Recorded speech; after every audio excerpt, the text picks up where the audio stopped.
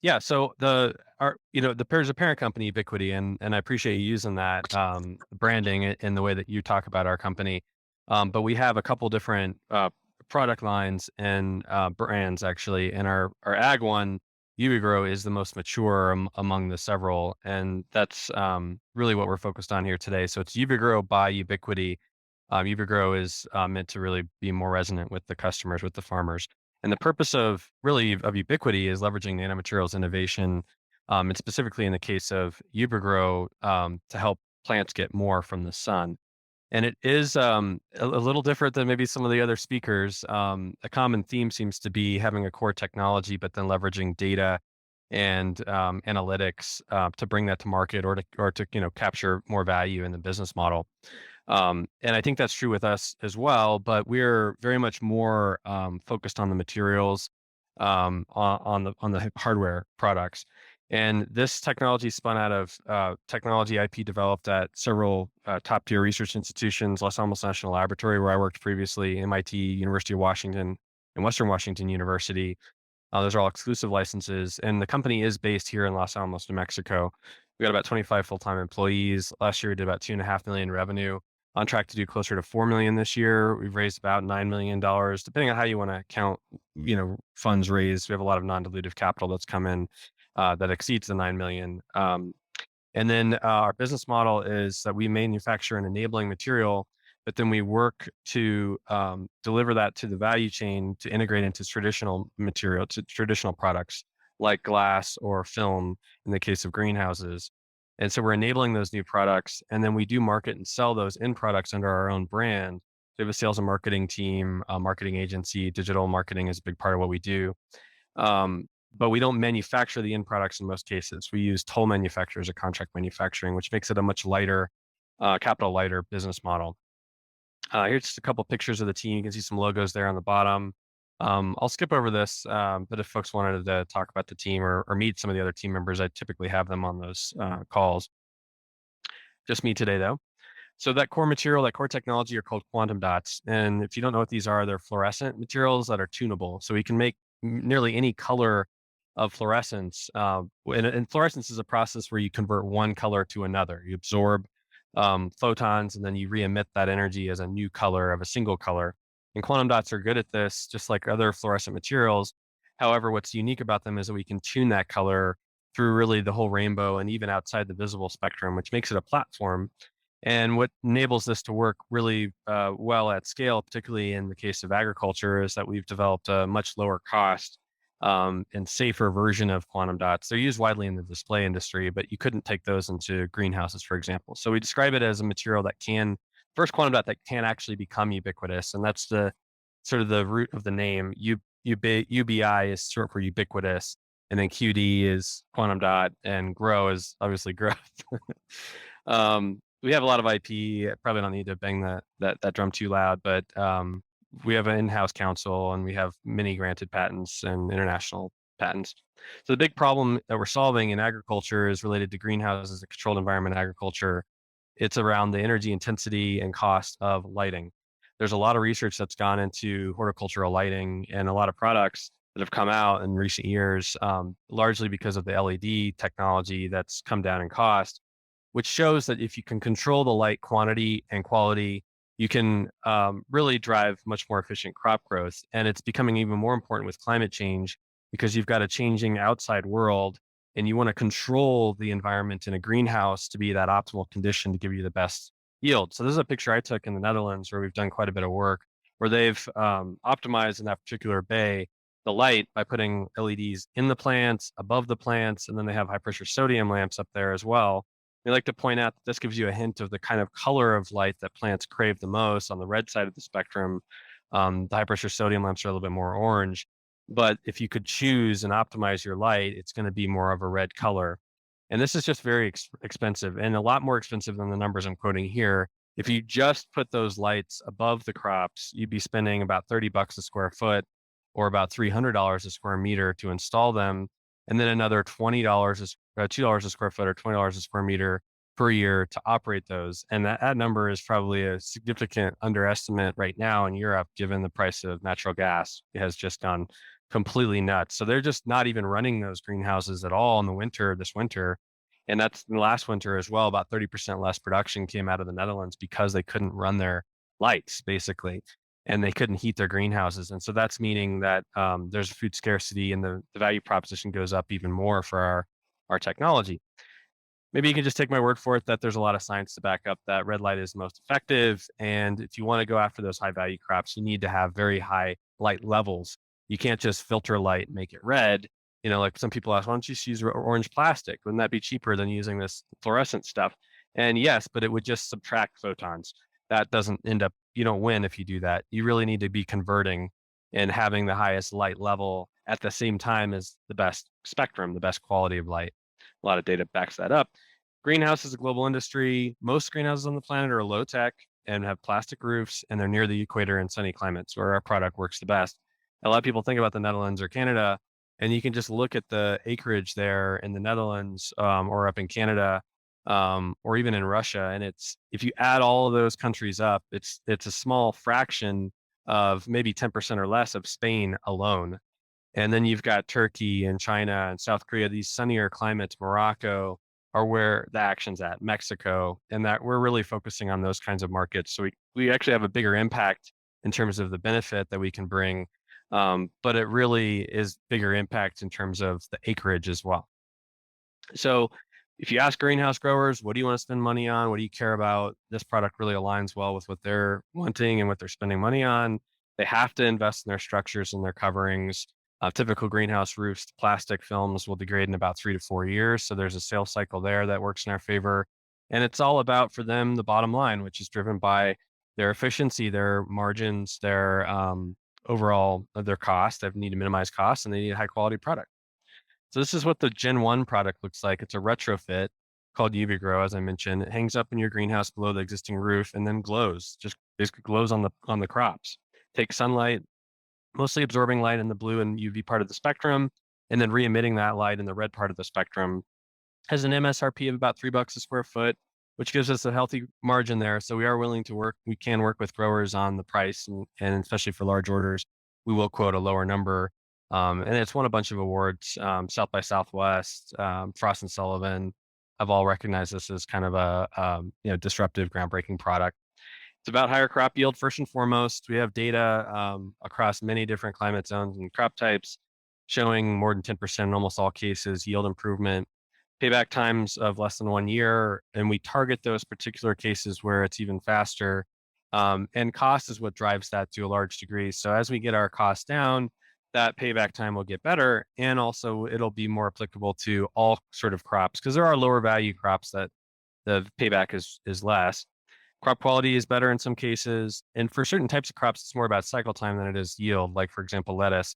You just want to turn that to the right, over to the right size of lettuce heads, and then get your next crop going. So it's more about, can I shave a few days off of that cycle, than it is about like just getting bigger lettuce, or more lettuce per se, because there's really a finite amount of lettuce that you're going to have regardless. So we're in some largest cannabis greenhouses in the world, including in Carpinteria. And across two very large trials, we saw a 40% yield improvement, dry weight trim, go to market cannabis. And that's a less than a month payback time. It's really a slam dunk for those guys. Beefsteak tomatoes in New Mexico is a 21% yield improvement.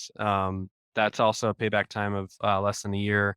And then we're just kind of expanding our footprint kind of all over the world, but focusing on those higher value crops, cannabis, tomatoes, strawberries, doing a lot with lettuce. We have a project that was funded by NASA that kickstarted the whole lettuce program, and the results have been great there. There's a lot of growth in the lettuce, leafy green market with the vertical farmers. About 25 million square feet of addressable market in the greenhouses that we're in. We think about it in terms of, first and foremost, the value of the crop underneath the product, and then multiply that by how much we improve the yield.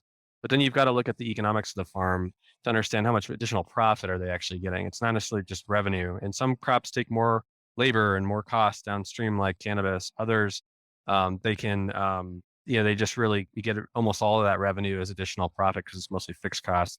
But this is sort of telling you, at a $3 per square foot, you really need to focus on higher value crops, which is where we're at today. But our Gen 2 product will be down less than 50 cents a square foot. where essentially almost every greenhouse grower would see value in that in a payback time of less than a year in most cases. So it's about going from Gen 1, which is a retrofit. It's about 4 foot wide, hangs up in an existing greenhouse, to integration into the full cover. And we've been prototyping and doing plant trials on this version of the product for about a year. It's not quite ready for prime time, but we'll start taking orders in the fall for delivery next year for the full cover greenhouse film. Business model, I think I already talked about this, but it's about enabling materials, working with existing value chains, and then dropping into existing end products. So not asking the greenhouse film guys to do something different, just take a different additive in your process than maybe, or an additional additive in your process. We have some other product lines that we're doing something similar with, particularly with glass, where we're integrating into standard glass manufacturing process, and that is applicable beyond greenhouses. And just real briefly on that, we basically use the luminescence to reroute the direction of energy in glass. You can reroute that energy down to the crops and change the color. And that's what we're doing with UbiGrow. But you can also use it to generate electricity. You attach solar cells around the perimeter of the glass, and voila, you have a solar window.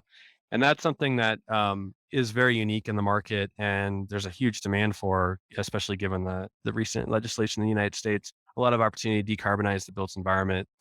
And this platform has other markets. We do have some solar integration into greenhouses, collaboration with Haleen, largest solar manufacturer in the US, working with Tesla on their solar roofs. And we're doing some low Earth orbit testing for deploying flexible solar into orbit. And we're going to be up on a SpaceX rocket in October. That's funded by Caltech.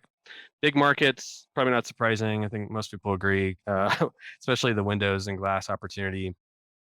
Big use of funds here is around sales and marketing. And this round of financing is to drive a bigger push on our sales and marketing team. Just have a couple people right now full time on this, and we would like to double or triple that in the next 6 months, more heavily invest in our digital marketing and get that Gen 2 product launched. Revenues growing more than 100% a year, tons of partnerships ongoing. Kind of makes my head spin sometimes trying to keep them all straight. A lot of IP. We own our facility and a lot of great press. Just in the last week, we were featured PV Magazine, US Glass Magazine, a bunch of newspapers. So there's kind of a lot there. This round, we're targeting 20 million raise, and a lot of this is around sales, marketing, PR, scale up, launching that Gen 2 product, and on track to do about 4 million in revenue this year. Let's work together. Whether you're an investor, like a job, want to collaborate on something, feel free to reach out. My email is up there at the top, just my first name at ubiquity.com, or give me a call. Thank you. Thanks, Hunter. Awesome. Well, impressive. And I really appreciate it. I know it's funny because I included you in the ag tech ecosystem, but you're not really only an ag tech company. We cater to a couple different markets. You already talked about one today. So I appreciate you playing ball with us. Yeah.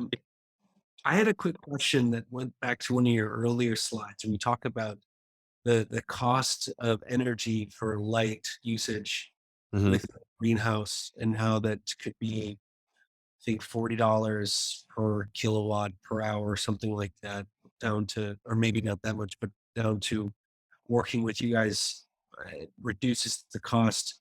By using the film, does that just enable, a lot of the end users for greenhouses in this case to be able to have better light that's already natural light that they have, be able to use that, utilize it much better so they don't have to pay for their own light systems? Yeah, it is a little bit of a case by case situation. For example, that Carpinteria greenhouse I mentioned, arguably the largest in the world cannabis greenhouse, they've converted over what used to be a lot of flower culture growing infrastructure there into cannabis, and they just simply don't have the electricity, the hookups to be able to run lighting. So for them, it's not even an option. They cannot put lighting into those greenhouses. They understand the benefits that they'd have if they could, and so they're hungry for that next step up, but they just don't even have the infrastructure. For other folks, they have the infrastructure, and it comes down to a cost question. And what the argument that we're making there is that if you look at the yield improvement that you get from our product versus the yield improvement if you were to install lighting, it's about the same, on the order of 10 to 15%. Depends on, the specifics of the situation. But if you add lighting into your greenhouse, you can pretty much bank on about a 10 to 15% yield improvement. We've seen better in some cases with our product, but it's kind of you could buy this light enhancing optimizing product that does, basically gives you the same thing, or you can buy this other light enhancing optimizing product that gives you a similar result but a lot lower cost. It isn't a one for one replacement. For example, with cannabis, one of the reasons why you need to use lighting is because you can sort of control the night day cycle, the length of the day. And our product doesn't control the length of the day. There are a lot of systems that black out a greenhouse and that can sort of turn off the light, but then you might use lighting, say in the winter, to turn it on when the lighting, like in the winter months. So there are some things that we can't do. And similarly, in the summer, you cannot really augment the sunlight. The sunlight is much greater than any lighting and you would just be wasting money on it. Whereas we get even more potent in the bright sun. So there is a synergy actually where you might use light if you really wanted to have the most optimal situation. You use lighting in the winter, and then you'd have our product pretty much all year round, but it would really shine, if you will, in the summer. And so there's a synergy there. So that argument around energy savings kind of comes from if you're trying to choose between two different options. This is a lot lower cost option, same benefit. Um, but you can also think about just getting more yield out of a greenhouse is more like kilograms per watt. You know what I mean? So you're spending maybe a fixed amount of energy in terms of heating and irrigating, et cetera. And if you're getting more yield, there's effectively an energy savings, even if you didn't have less energy consumption because you produce more per watt. That's just another way to think about it. But when it comes to like energy impact, we're more thinking about more pitching and talking about the solar glass technology, which is being developed also for greenhouses. But that is really a save the planet, fight climate change type solution. With our UbiGrow product, it's more about kind of the efficiency of your infrastructure and getting more out of the sun and having a more optimized, crop situation. Some cases that's about quality, but mostly it's about yield. Incredible. No, it's awesome. And it seems like you guys have figured out. I mean, obviously, with the technology that you have that you've developed today, I think um, you figured out. Uh, it seems like a model that is practical from an economic standpoint when it comes to how much yield you're actually getting, plus how much you have to pay for the technology. Because the only reason why I say this is because I feel like there has been some companies within the ag tech, specifically light sphere, that has kind of had some spectacular failures where it doesn't seem like they figured out the economic model portion yet. Maybe they have a cool lighting solution, but it just doesn't necessarily fit with the yields that you're getting for how much you pay for the cost of not only buying the light system, the additional energy costs that go on top of that. And it seems like it's kind of scattered a little bit, this Oh, ecosystem. it's a total mess. Our director of sales came out of one of the leaders. I don't want to name the company in horticultural lighting, 40-year-old Dutch company, and he's just saying basically tons of competition. If you go to like these trade shows, you'll see 80 or so exhibitions from lighting companies, basically all selling the same thing under the hood. It's more about marketing and branding, some slight nuances, but the chips are all made, overseas, and then they just package it a little differently. And if you look at the payback time on that, even with the energy savings, because the cost of those structures, which are the fixtures, which are coming down in cost. So VCs don't like it because it's just like a race to the bottom, in terms of just competing on price these days and marketing, I guess. But the payback isn't there for almost all crops. For cannabis, it's just about the only one where you can get a reasonable, say, 7 or 8 year payback.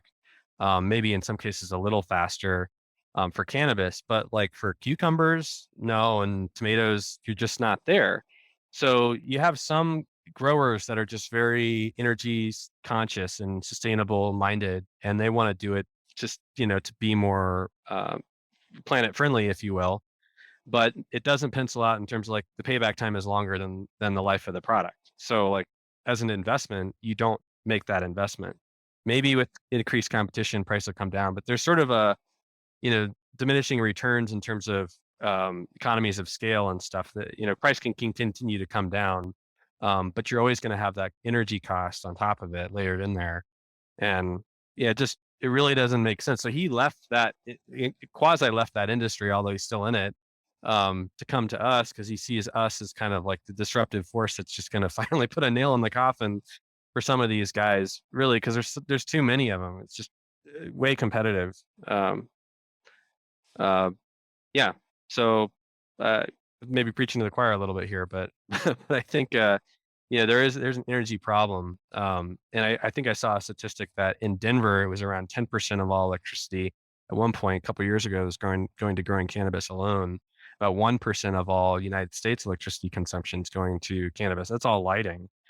And that just isn't, that just isn't right, even if it's viable economically. But what's killing off the lighting guys and killing off the fully indoor growers, because that's mostly fully indoor growers, is just the cost. And as you compete on cannabis, the cost is coming down. As these markets legalize, wholesale prices are falling, and you can't afford to grow that crop anymore with um, electrons. You just can't. And so that's driving huge growth in the greenhouse industry and even beyond, into eliminating all of these electrical inputs. So that's where we're kind of trying to be there at the right time with the right solution. That's us. Well, it seems like you also have a crazy set of projects in the pipeline as well, not only within the ag tech space, but Yeah, working. that's actually part of the problem because it's difficult for an investor to bite off on all that.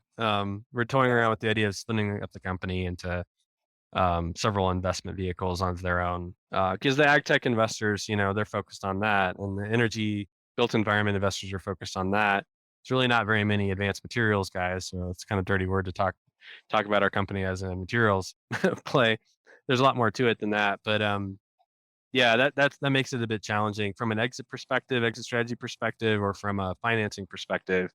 That platforms have that fundamental issue of being arguably not focused or fighting the tendency to defocus. Yeah, So that's, yeah. wonderful. But thanks, Kyle. I appreciate the opportunity.